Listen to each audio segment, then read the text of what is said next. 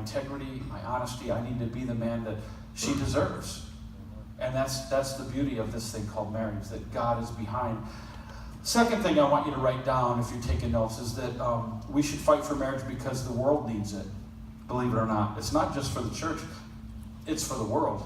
And as I say, we live in this broken world, and there's a tremendous safety and benefit to this world in this thing called marriage, because history tells us, if you're at all familiar with history tells us that cultures and nations and societies that value marriage are strong cultures. And we also know cultures that devalue marriage tend to be in decline. We've seen it in our own country, haven't we? Where we devalue this thing called marriage, and our culture becomes weakened, our nation becomes weakened.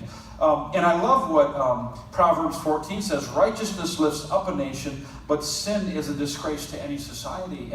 And as we model this thing called marriage, and we live this out, and we're trying to live this life the way God has called us to live, it is a testimony to the entire world. It literally lifts up a nation.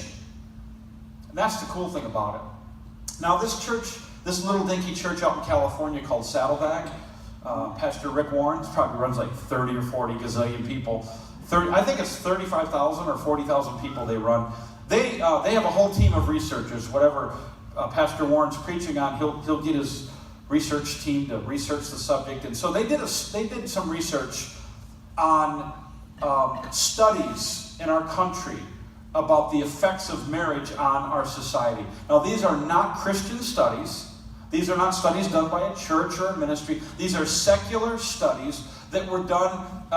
There was 150 of them that they looked at. So some of the studies came from Harvard University, U.S. government studies, the National Institute for Health, among others. There were so many of them. And so what they did is they gathered all of the statistics from these 150 studies on the effects of marriage in our society. And some of the results are nothing short of staggering.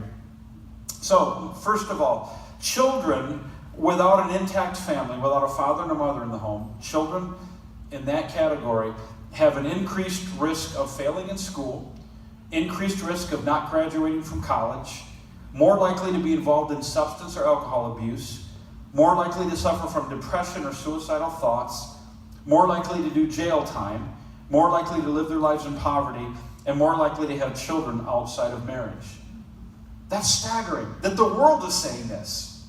Now, if you're a single mom here or a single father, I want you to take a deep breath and just know that as you follow God, as you commit your family, your kids, your life to the Lord, He makes up the difference. He's a God of grace and redemption. So this isn't meant to be to discourage you, say, well, there's just no use. No. But this is what the world is saying, how valuable marriage is to the society.